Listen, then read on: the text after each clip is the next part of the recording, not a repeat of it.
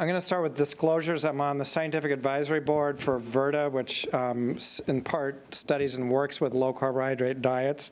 I think I'm still somewhat objective with this, but I want to make sure you know a little bit about where I'm coming from. I have several learning objectives here. I hope that by the end of my talk, you're going to better be able to assess the reliability of nutrition studies. You'll be familiar with the metabolic syndrome.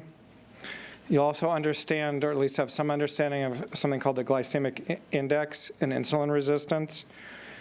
You'll have more understanding of the differences between low carbohydrate versus low fat diets and what they have to do with longevity. And you'll also know some of the evidence for whole food diets and diet patterns and health. Okay, so when I start to think about this, I think there is all this nutrition information coming at us from the media all the time, and it goes back and forth to the point where sometimes I feel like I have nutrition whiplash. So, you know, one of the things I remember in my formative days back in medical school, we were supposed to get people off butter and get them eating margarine, right? Okay. Then we found out that the trans fats that were in the margarine that we were telling our patients to eat was about the worst toxic thing we could tell people to consume. And now Time Magazine is proclaiming eat butter. But then we're being told by the Harvard School of Public Health, they don't really know, is butter really back? So I'm going to try and go through a little bit more just to take a minute to give you some guidance in how you actually really think about what's out there in the scientific literature and how it gets interpreted in the media. So the background for this is nutrition science really is challenging. That's part of what makes it hard to kind of interpret all this data. The really highest quality studies I'm going to say a little bit about, they're expensive and they're not easy to do. The media, though, loves nutrition stories, even when the data is weak, and it's sometimes hard to distinguish between really a good study and a weak study in terms of how it gets portrayed in the media. Another problem here is that this is different than a lot of areas of medicine. We all eat. And not only do we all eat, but we all have our own personal beliefs and preferences. And I can tell you that not just out there in the public, but actually in the scientific community, I think this affects us in the scientific community as well. And it means that for me as a researcher, I feel like I've been schooled in all this science. I'm used to this really careful, data-driven process. But sometimes when I'm doing research that touches on nutrition, I feel like I've landed somewhere that looks a little more like this. And my stuff is getting critiqued not because of the data, but because I've just violated someone's beliefs. Okay, so I'm going to add to my disclosure, having said this part. So there's a few other things. So you know where I'm coming from. So I was a vegetarian for over 30 years. I still eat a fairly vegetarian, but not completely vegetarian diet. I'm a recovering low-fat diet advocate. I have a strong history of diabetes and prediabetes. I have 3 siblings. Every one of them, despite exercising and being reasonably lean, has prediabetes.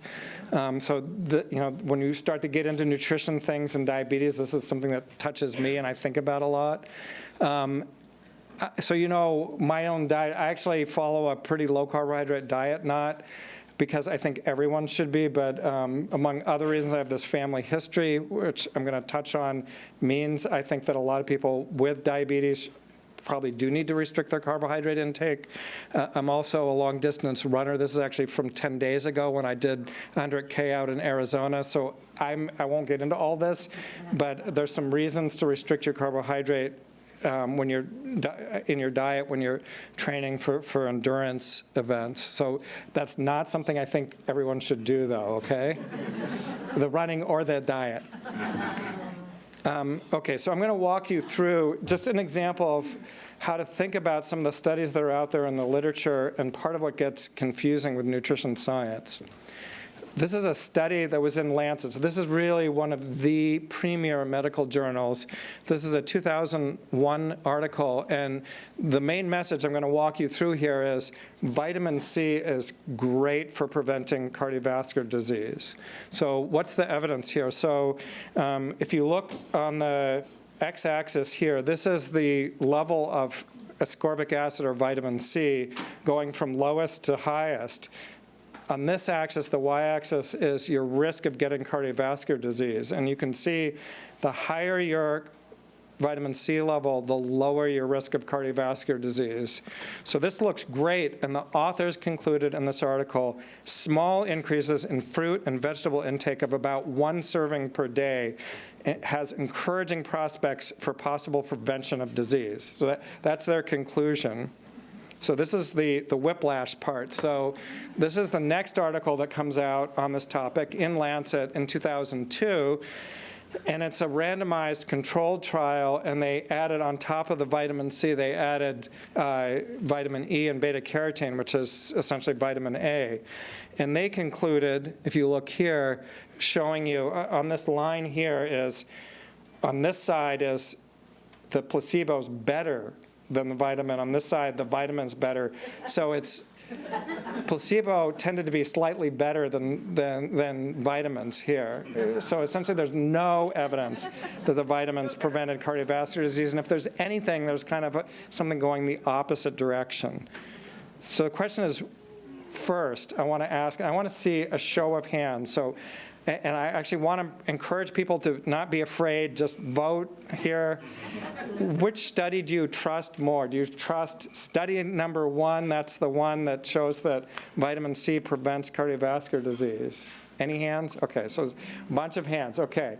Then second, who would trust the second study more? Okay. You know, this is a pretty evenly split. Can I just ask one person for the first group who likes the first study more? Can you say why? Well, the other study came out just a year after, if I have the dates. Yeah. And so it's confusing to me that they were studying one that was vitamin C, and then they add. Yeah, okay. And I guess because Okay. I take a lot of vitamin C. That's great. Okay. And you take a lot? Okay, great. So you take a lot of vitamin C too. Okay.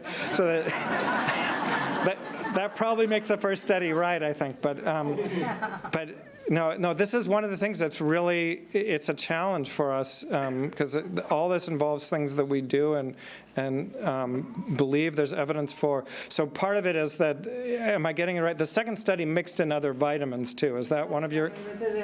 There was, I can't remember his name, but someone many years ago did a lot of studies on vitamin C. Yeah. Pauling, I think. Linus Pauling, yeah. Yeah. Okay. So, yeah, one more thing. You have another comment? Question, were these studies done with people taking the vitamins in pill form or actually getting it out of food? Yeah, so great question. So in the the first study is just drawing blood from people. They're not doing anything. All they're doing is drawing blood and seeing what happens. They followed people for 4 years and watched if they developed heart disease. So they're not changing anything, and they're just using a blood test to see how much vitamin C are people getting in their diet. The second one, people are being given pills, and something is being essentially done to them that they're not doing naturally with their diet. So I want to hear one person who liked the second study more in terms of reliability. So there are two people right next to each other, but maybe, no, you're in the, we're a little closer. Yes. Yeah, do you want? Well, the main thing is that I've heard a lot about vitamin C, but I never heard that. And I okay. I okay. thought that if that were true, I would have heard it a lot. Okay. Okay. So, okay, great. So you would have heard more. So I'm going to just get one more hand. Can I just, you were right behind. The fact that the second study involved with placebo gave me greater confidence. Okay, so this is, okay. So I'm hearing the second study had a placebo, which gives you greater confidence. So I'm going to give you my take in a minute. But I'm going to show you an interesting thing here. So there was a whole assessment of this issue in Lancet in 2004. So this is like the third article on this. And you can see here This is people in different levels of vitamin C intake. So this is the lowest here. This is going to the highest. And you can see that people in the highest quartile, they exercise more than twice as much, okay, or twice as many of them are getting more than 1 hour of exercise per week. So what's going on here? So is the vitamin C making people exercise more? Probably not. What's going on here, we think, is that people who get more vitamin C are doing all kinds of other things differently than the people who get less vitamin C. They're exercising more, they're smoking less, their diet is better, they have higher socioeconomic status, they're doing about 100 other things, and they tend to be more health conscious. So that first study was what we call an observational study. And the advantage of it, the reason we do these in part is they're much less expensive. We're not doing anything. We can get hundreds of people and then, we just measure their blood level of vitamin C, but we don't have to do anything else except see what happens. They don't require people to change eating behavior, and some of these kind of studies are not the easiest thing to get people to actually do what we're telling them to when it comes to diet. But they are more susceptible to bias because the people who eat differently do all these other things differently as well. And if you look at that first study, they didn't actually even control for any of those other things. So as a researcher, that study is much weaker. The second study is a randomized controlled trial, and the evidence, I think, is more solid from something like that because we have a clear comparison that takes out, for the most part, all these other factors. Whether people are getting more or less vitamin C is not because I love to exercise more and I'm doing all kinds of other healthy things. It's because I got given a vitamin C pill instead of a placebo. Okay, so this is something to keep in mind when you're reading diet studies and you're hearing about it in the media. If it's a randomized controlled trial in general, it's probably more reliable than a lot of other study designs. So we'll have a little time for questions after this, but I want to move on to another issue here. And this is tying this whole topic into longevity. And the issue in the middle here is this thing, how many people have heard of metabolic syndrome? So most of you, okay. So this has got several parts. And one part is that you've got visceral adiposity or more fat around the abdomen. The second part is that you have basically bad lipids, so low HDL cholesterol, the good cholesterol, high triglycerides. You tend to have high blood pressure, and a key thing, which I'm going to talk about here, is insulin resistance. So this is either diabetes or prediabetes. And all of these together make up metabolic syndrome. And the issue here is that metabolic syndrome means that you have a much higher risk of things happening like heart attacks and stroke. So why are people developing metabolic syndrome? A critical thing probably is insulin resistance. So this is really important to understanding metabolic health, so I'm going to spend a minute on it. Insulin acts kind of like a key here to open up the gates on cell membranes so that glucose can enter and get used. Without insulin, glucose doesn't go into the cell well. When you have insulin resistance, this lock is very sticky, and instead of it opening easily, you have to really force it, and essentially you have to use a lot more insulin to get that door open than you would normally. So what are the consequences of that? There are a lot, including increased inflammation that you get when you have insulin resistance, but I'm going to show you just one thing here. So this is a study where it's showing different levels of hemoglobin A1C. That's a measure of how much glucose you have on average. And if you look here, anything to this side of the red line is prediabetes or diabetes. And as soon as you start going from normal down here, up here, you start getting a higher risk of cardiovascular disease. So even in this level, and this is not much off normal here, you start to get elevated cardiovascular risk as soon as your hemoglobin A1C levels go up. The other part of this, why this is such a concern, I think, right now, and this is true a lot in the United States, but actually around the world now, there is a huge increase in diabetes. So this is looking back to 1958. Only about 1% of the adult population in the United States had diabetes. We're actually up to about 8% right now. So we have at least a 7-fold, more like an 8-fold increase in diabetes in my lifetime. So this is a really remarkable change. And part of this is probably happening through changes in physical activity, but a lot of this is probably happening through changes in diet.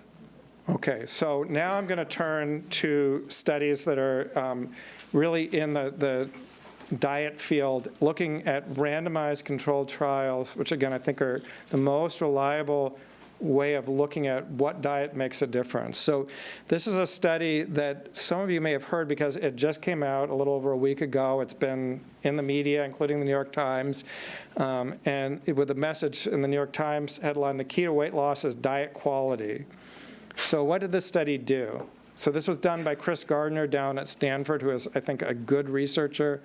He studied a little over 600 adults who were overweight and wanted to lose weight.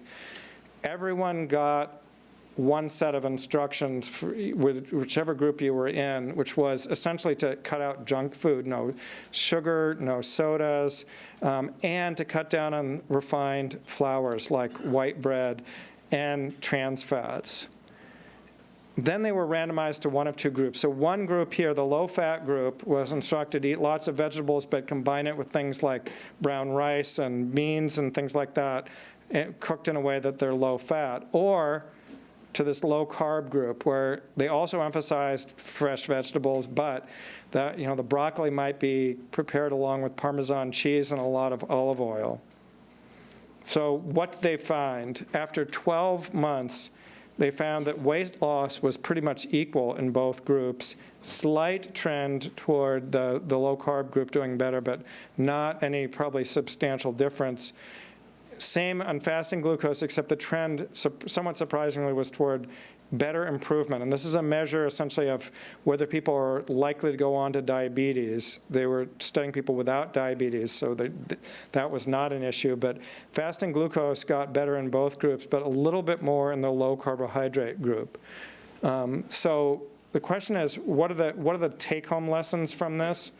So I'm going to come to that in a minute, but I first want to emphasize one point here, which is this diet that is low carbohydrate is a pretty special low carbohydrate diet. They were really trying to lower what's called the glycemic index of the carbohydrate-rich foods. So what that means here, the glycemic index is something where you look at, given a certain amount of carbohydrate, 50 grams, how much does your blood sugar go up and how quickly? And they calculate the entire area here over 2 hours of how much your glucose is above normal.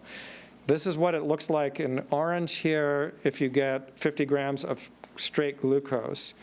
In blue is what happens if you get the same amount of carbohydrate, but it's in beans. So you have a much lower peak and much lower elevation total of glucose if you get the same amount of carbohydrate from beans. So the beans have a lower glycemic index, and they create a ratio between glucose and beans, and that is your glycemic index, and it's multiplied by 100. It's a percent, essentially. That gives you the glycemic index. This is in your handout, but there's a great website that University of Sydney does that they've compiled a ton of the data on glycemic index on all kinds of different foods if you're interested, so you can check that. So I'm going to ask a question here. So looking at white bread, any guess about what the glycemic index is? So glucose is going to be 100. What? Yeah. Any numbers? Okay. So it's 75. Okay. So, it's lower than straight glucose, but it's not a lot lower. Okay. So any people know what this is? This is actually farro, which is also wheat, like bread, but this is actually a slightly older variety of wheat. It doesn't actually have as much gluten in it as and starch as our current wheat does, and it's actually really whole grain. It's not been ground into flour. So this is used a lot in different Mediterranean cooking. Any guess what the glycemic index is here? So it's going to be low. People are guessing lower, so it's 40. So it's essentially half of what bread is. So same basic ingredient here, but it's very different if it's surrounded by fiber in a whole grain. It gets digested much less rapidly, and you don't get as big an increase in glucose. So take-home messages. This diet suggested, and I didn't focus on this, but this is a key thing. They focused on food quality. They did not tell people to count their calories, and yet people got good weight loss. They got over 10 pounds in a year without counting calories. So the message from this is focusing on food quality probably matters. And this goes against the grain of some diet advice, which is that it doesn't matter how you get your calories. What you have to do to lose weight is just count your calories and reduce them. And this is suggesting if you don't count calories but focus on the quality of the food you're eating, many people can successfully lose weight. That's not going to be true for everyone, but for a lot of people. The other message here is that this is people without diabetes. For that group, having a low glycemic index diet may work as well as for losing weight as having a low carbohydrate diet. So those are, I think, two of the key messages from this. So I'm going to move on to talk about another somewhat related topic here. They cut out sugar, right, from this diet. The question is that really a problem in metabolic health? So the study that I love the most for this is a study that was done in the Netherlands of sugar-sweetened soda. And they took over 600 normal weight children who were between 5 and 11 years old, studied them for 18 months. And here's what they did. They were all kids who were already consuming some soda, and they gave them free soda, free supply for 18 months, one per day. And it either was a cola, 8-ounce bottle, 250 ml, one of those per day with sugar or with sucralose. And the kids were blinded, and actually most of them couldn't tell which one they were getting. So the question is, did that really make a difference? And the answer is yes. This is actually, to me, almost shocking. But if you look at 12 months here, there is a real difference in weight just based on getting one small soda per day over that year-long period. And it translated into a 1 kilogram or 2.2 pound difference on average just from that one small cola per day. So I think this is fairly conclusive evidence that having sugar in your diet in the form of something like soda actually is not good if you're trying to maintain weight. So the next question I want to talk about, so I was telling my running partner this weekend about this last study, and she said, is there anything, though, between the low-fat and the low-carb diet? Like, do you have to do one extreme or the other? And the answer is yes. I think there's some great data on it. This is a study I also love. This is the Predimid study, and it comes from Spain. They took over 7,000 people. So when I'm talking about these are hard, expensive studies, this is an unbelievable study they did. So they followed them for several years, and they randomized them to one of two diets. So diet number one was actually American Heart Association guidelines at the time when they started this study for a low-fat diet. So this was aiming for 30% or fewer of your calories coming from fat versus this diet. And I may be showing you my bias from the pictures I used. But this is a Mediterranean diet here. And in the Mediterranean diet, they had two subgroups. One got extra olive oil, a supply of it, or extra nuts, walnuts. But both groups were encouraged to eat all these kind of foods. So this group, the second group, actually got significantly more fat, so more than 40% of their calories coming from fat. What would you think would happen? So I can tell you the American Heart Association was recommending this diet, right? Okay. These are all people with high cardiovascular risk, so you get to see what happens in a minute. So this is what happens in terms of the primary endpoint, which is having a heart attack or a stroke or dying from a cardiovascular event. And this is the control diet, and this is the Mediterranean diet. So by 5 years here, there's a substantially lower, 30% lower risk of these bad cardiovascular events happening in the higher fat Mediterranean diet. Okay, so this actually kind of put the nail in the coffin for the low-fat diet, I think, as the answer for cardiovascular disease. And there's several take-home messages from this. So one of them, I think that Mediterranean diet did somewhat similar to the Gardner study, emphasize whole foods, cutting out junk food, refined flours, a lot of that kind of stuff. So a diet in this kind of form that was high in whole foods and healthy fats, including nuts and olive oil, actually lowered cardiovascular disease compared to a low-fat diet. And I didn't show you this, but there's a ton of other data coming from the study. They've also shown decreases in cancer and a variety of other conditions in that Mediterranean diet group.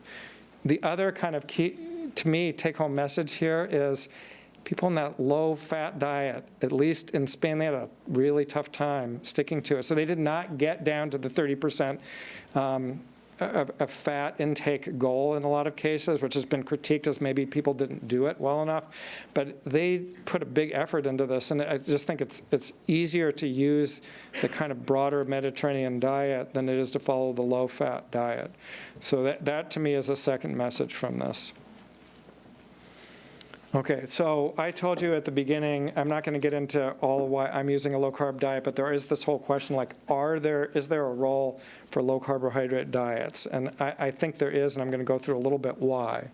So to understand this, the different forms of low-carbohydrate diet, what I'm talking about next is actually what's called a ketogenic low-carbohydrate diet. And what this means is that it's a diet that's low enough in carbohydrate that you really drop insulin levels down to a point where your liver starts making these things called ketones. And the reason ketones are important are this part here. So your brain runs on only one of two fuels, either glucose or the only alternate fuel is ketones.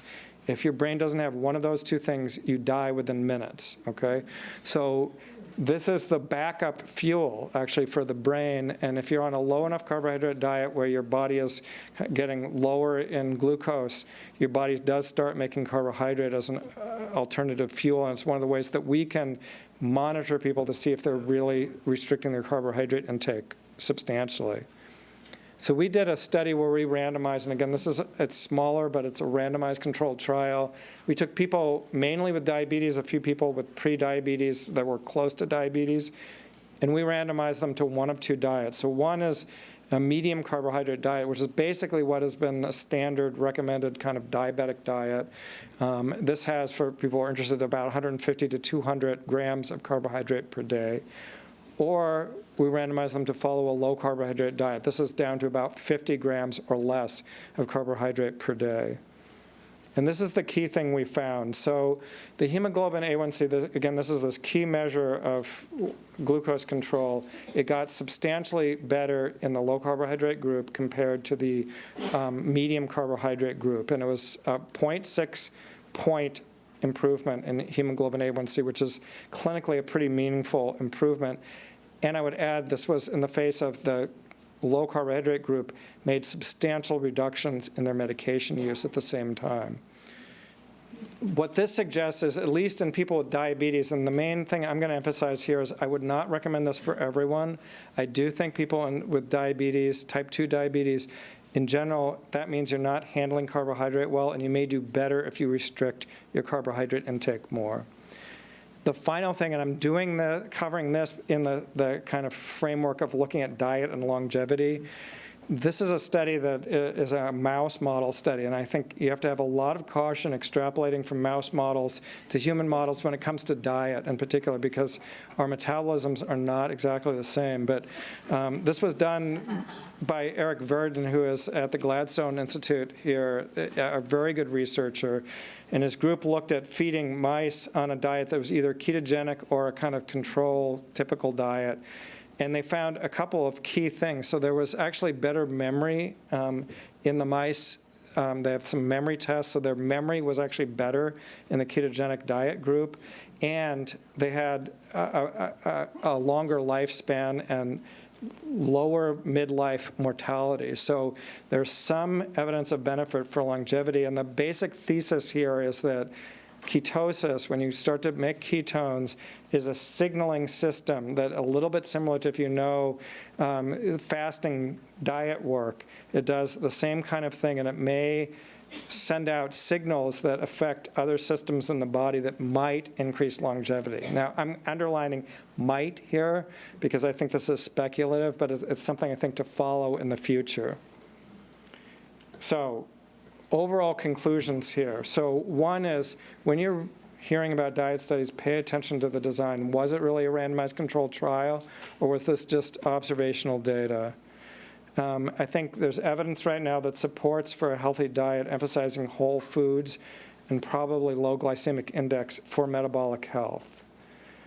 Many traditional eating patterns may work. So I covered the Mediterranean diet, but I actually think if we roll back the clock and look at what people were eating in the past, before we had so much diabetes and so on, a lot of those diet patterns really work for what I'm talking about. So for example, my wife and I eat a lot of Indian food, and if you look at traditional Indian food, that is potentially really consistent with these kind of diet patterns that I'm talking about. The final thing is, if you have diabetes, then for good metabolic health, you may need to restrict your carbohydrate more. So those are the key points I wanted to cover. Yeah, so the question is, why don't we really know what a healthy diet is, right? And my answer would be that there are a lot of things that we do know. There's just a lot of unanswered questions. And I think the reason we don't have more solid evidence is these studies are not easy to do. And honestly, I actually think we've fallen down a bit in terms of funding the kind of research we really need to do on this. Partly because they're hard to do, partly because, I'll just tell you, there were a ton of big studies using things like low-fat diets that didn't work very well. I didn't cover all of them, but they didn't do what people thought they would. And in this country, people got discouraged about even doing large diet studies. So I think that's changed a bit now. I think there is more research coming out, but we need more of it to answer these questions. Yeah, so the question is just, in other countries like in Spain, people eat essentially more whole foods. They spend more time eating. They eat together. Absolutely. So I think all of those things do tend to go together. And so, these studies really emphasized, again, the whole food aspect, getting, plenty of vegetables, fruits, and using, if you're going to have any grains, real whole grains as much as possible. I do think, and these studies didn't cover it, but I think that thing of kind of eating more slowly and with people probably makes a big difference. But there's not, there's some data on it, but there's not, that I know of, good randomized controlled trials because they're not easy to do. Okay, so the question was, can I talk about glycemic load as well as glycemic index and how to kind of put those together? So I focused on glycemic index, which is something that is a characteristic of the food itself. Glycemic load has to do with how much carbohydrate is in the food plus how quickly it enters your system. So some foods that might have, quote, a high glycemic index, if you take a small portion or they don't have much carbohydrate, the total load on your system is lower. So I think glycemic load is probably really one of the really key things here. It's a little harder to think about that sometimes when you're choosing foods, but I do think glycemic load is a key thing, and for pre-diabetes, that's probably the most important thing. So you may be able to tolerate small amounts of food with a higher glycemic index, as long as you're not getting a lot of it or a lot of, or a food that has a lot of carbohydrate in it. So the question is, are pre-diabetics included along with diabetes? Yeah. Okay. Well, that's a whole nother question. So honestly, and I'm just giving you my view as a physician, people talk a lot about hypoglycemic. There is not serious, medically serious hypoglycemia as a condition, except in rare instances. What we talk about a lot of having hypoglycemia, I think, is people are bouncing up and down and are getting, for example, a lot of sugar or something is boosting up their glucose, and then they're getting the crash. So there, I think the answer again is more having something that keeps your sugar level at a more steady level, which involves having lower glycemic index foods. So I think I'm trying to, okay, so one more question, I'll go back to this side, yeah. I didn't address the consumption of alcohol. So alcohol gets into a whole another topic. This is actually something my wife researches, but there's some data that suggests a small amount of alcohol, like 1 glass of wine per day, might actually be good for you. There's a lot of controversy about that because there's concerns about who that group is that are not drinking at all. I think the data, to me, suggests that in moderate amounts, like 1 glass or less of wine or the equivalent of other alcohol, may be okay. I think there's pretty good data that if you go above that, it's probably not good for your health, though. Okay, so I'm going to wrap up here. I'll be available for a few minutes afterward for questions. But thanks, everyone.